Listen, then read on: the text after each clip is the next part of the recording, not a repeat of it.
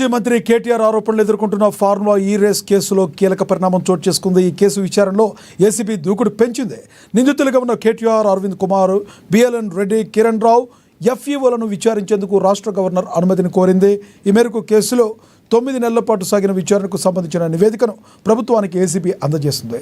Governor green signal ఇచ్చిన వెంటనే నిందితులపై chargesheet దాఖలు చేయాలని ఏసీబీ అధికారులు భావిస్తున్నట్లుగా మనకి సమాచారం అందుతుంది. ఇదే విషయానికి సంబంధించి మరింత సమాచారాన్ని మా ప్రతినిధి భవిత అందిస్తారు లైవ్ ద్వారా. భవిత, చెప్పండి, ఒక రకంగా ఏసీబీ దూకుడు పెంచింది అనుకోవచ్చా?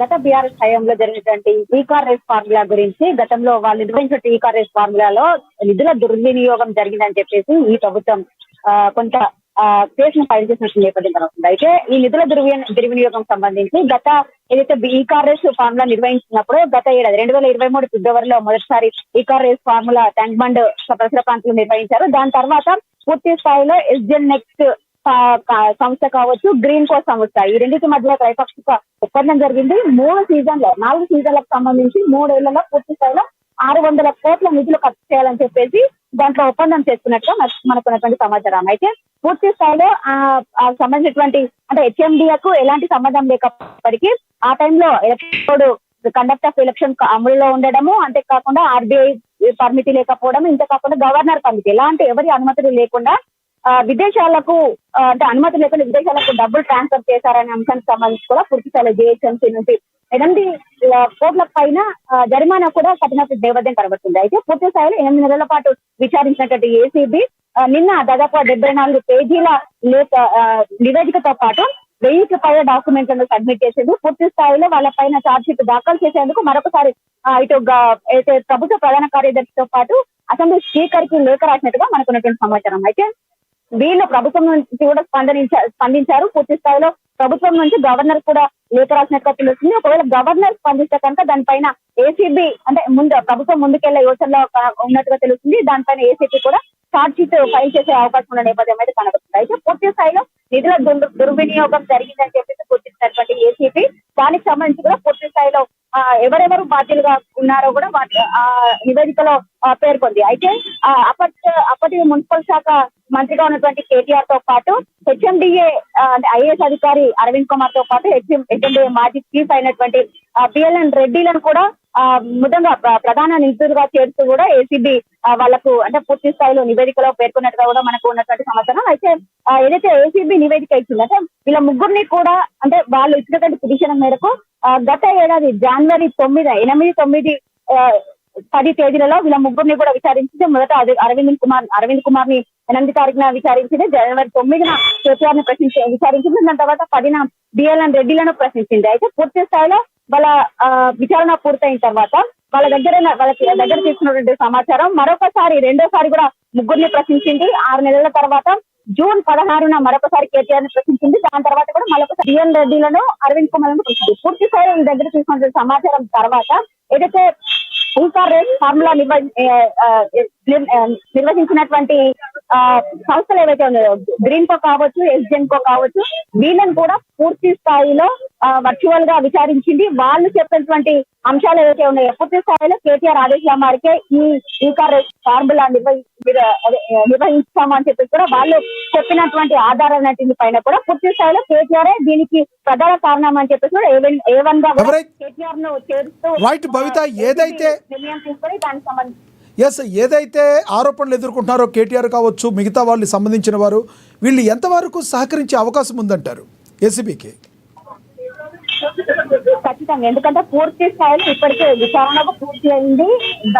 ఎక్కడ అవినీతి జరిగింది, ఎక్కడ నిధుల గోల్మాల్ జరిగింది అని చెప్పేసి ఇప్పటికే ఏసీపీ గుర్తించిన నేపథ్యంలో ఇప్పుడు గవర్నర్ నుంచి పర్మిషన్ వస్తే కనుక మరొకసారి ఛార్జ్ షీట్ ఫైల్ చేసే అవకాశం ఉన్న నేపథ్యం కనబడుతుంది. ఖచ్చితంగా ఎవరైతే అంటే నిందితులుగా ఉన్నటువంటి వాళ్ళు కావచ్చు, గోల్మాల్ కి పాల్పడినటువంటి వాళ్ళు కావచ్చు, గోల్మాల్ జరగడానికి సహకరించిన వాళ్ళందరినీ కూడా పూర్తి స్థాయిలో మరొకసారి విచారించి వాళ్ళపైన చర్యలు తీసుకునేందుకు కూడా ఇప్పటికే ఏసీబీ స్పీడప్ చేసిన కూడా చెప్పుకోవచ్చు. ఖచ్చితంగా ఎవరైనా సరే అభియోగాలు ఎదుర్కొంటుంది కాబట్టి ఖచ్చితంగా విచారణ సంస్థలకు సహకరించే వరకు కూడా వాళ్ళ యొక్క పనిని వాళ్ళు పూర్తి చేసేంత వరకు కూడా వాళ్ళు వదలని చెప్పి కూడా ప్రతి సందర్భంలో కూడా మనం చూసినటువంటి నేపథ్యం కనబడుతుంది. కాబట్టి వన్స్ ఒకసారి గవర్నర్ కనుక ఆమోదిస్తే కనుక అంటే వీళ్ళు పెట్టినటువంటి ఆ అంశానికి సంబంధించి గవర్నర్ కనుక రిప్లై ఇస్తే కనుక ఏసీబీ మరొకసారి ఇంకా దాన్ని స్పీడప్ చేసే అవకాశం ఉన్న నేపథ్యం అయితే కనబడుతుంది. అయితే భవిత ఒక్కసారి ఛార్జ్ షీట్ ఫైల్ అయిన తర్వాత ఎప్పుడు విడివిడిగా వీరిని ప్రశ్నించే అవకాశం ఉంటుందంటారా? ఎలా ఉంటుందంటారు అక్కడ అవకాశం? ఖచ్చితంగా అంటే ఇప్పటికే పూర్తి స్థాయిలో సమాచారం రాబట్టినటువంటి ఏసీబీ ఎవరు ప్రధాన నిందితులుగా భావిస్తున్నారు. ఇప్పటికే A1, A2, A3, A4, 5 గా కూడా వాళ్ళ పేర్లను ఆ నివేదికలో పొందుపరిచి దానికి అనుగుణంగానే వాళ్ళ పైన చర్యలు తీసుకోవాలని కావచ్చు, మరొకసారి ఛార్జ్ షీట్ దాఖలు చేయాలని చెప్పి కూడా ఏసీబీ భావిస్తున్నటువంటి నేపథ్యంలో ఒకసారి గవర్నర్ రిప్లై రాగానే మొదటి వ్యక్తి ప్రధాన నిందితుగా ఉన్నటువంటి కేటీఆర్ నే మొదట ప్రశ్నించే అవకాశం ఉన్న నేపథ్యం కనబడుతుంది. తర్వాత ఐఏఎస్ అధికారి అరవింద్ కుమార్, దాని తర్వాత హెచ్ఎండిఏ మాజీ చీఫ్ అయినటువంటి PLN రెడ్డిలను, దాని తర్వాత సంస్థ యొక్క నిర్వాహకుడు MD ఎవరైతే ఉన్నారో కిరణ్, వీళ్ళందరినీ కూడా వరుసగా విచారించే అవకాశం ఉన్న నేపథ్యం అయితే కనబడుతుంది. ఈ మేరకు కేసులో 9 నెలల పాటు ఈ విచారణ సాగింది. ప్రభుత్వానికి ఏసీబీ అందజేస్తుంది. గవర్నర్ గ్రీన్ సిగ్నల్ ఇచ్చే వెంటనే నిందితులపై ఛార్జ్షీట్ దాఖలు చేస్తారన్నారు. గవర్నర్ గ్రీన్ సిగ్నల్ ఇచ్చే అవకాశం ఉందంటారా?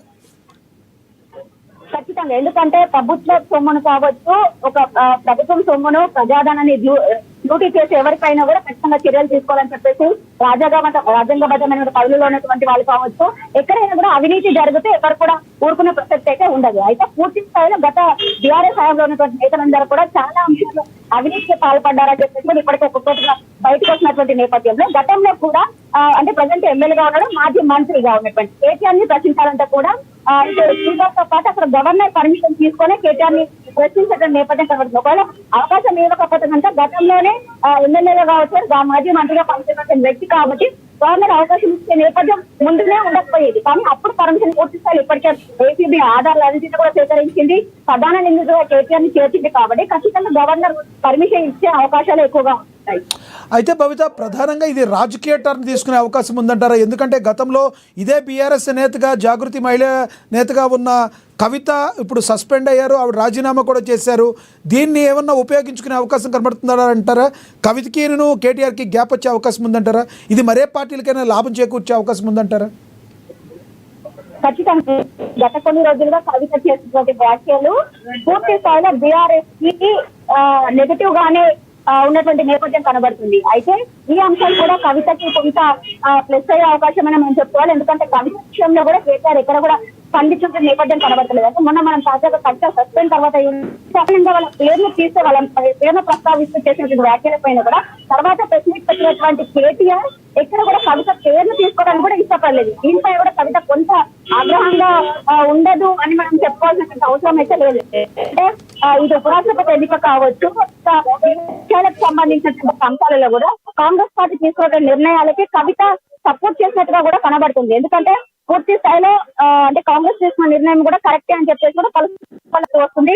తాజాగా ఉపరాష్ట్రపతి ఎన్నికకు సంబంధించి కూడా బీఆర్ఎస్ స్టాండ్ తటస్థంగా ఉండడము, అంటే ఓట్లు వేయకుండా అలాంటి నిర్ణయం తీసుకోవడం ఎంతవరకు సబబు అని చెప్పేసి కూడా ఖచ్చితంగా అందరూ ఓట్లు ఎన్నికల ప్రక్రియలో పాల్గొనాలని చెప్పి కూడా కవిత సూచించడం. అంతేకాకుండా ఇండి కూటమి అభ్యర్థిగా ఉన్నటువంటి జస్టిస్ సుదర్శన్ రెడ్డి తెలుగు బిడ్డకి ఓట్ వేయాలని చెప్పి ఆమె సూచించిన నేపథ్యం కనబడుతుంది. అయితే ఇదంతా కూడా ఈ కాంగ్రెస్ ఫార్ములకు సంబంధించి కావచ్చు, కేటీఆర్ ఎదుర్కొంటే ఆరోపణలకు సంబంధించి కావచ్చు, కవిత ఎలా రియాక్ట్ అవుతుంది అని మాత్రం కొంచెం వేచి చూడాల్సిన నేపథ్యం అయితే కనబడుతుంది. ఎందుకంటే గతంలో మాత్రం తెలంగాణకు పేరు ప్రతిష్టలు తెచ్చేందుకే గత బీఆర్ఎస్ పార్టీ కృషి చేసిందే తప్ప ఇందులో ఎక్కడ కూడా అభివృద్ధి జరగలేదని చెప్పి కూడా కవిత కొంత ఒక స్టేట్మెంట్ ఇచ్చిన నేపథ్యం కనబడుతుంది. అయితే అప్పుడు కవిత బీఆర్ఎస్ పార్టీలో కొనసాగింది, ఇప్పుడు కవిత బీఆర్ఎస్ పార్టీ నుంచి సస్పెండ్ అయ్యింది. అయితే కేటీఆర్ అంటే ఏదైతే నిధుల గోల్మాలకు సంబంధించిన అంశం ఎలా కవిత రిసీవ్ చేసుకుంటుందా, అంటే కేటీఆర్ కి అనుగుణంగా మాట్లాడుతుందా, లేదంటే నిజంగానే నిధుల గోల్మాల్ జరిగింది కాబట్టి ఏసీబీ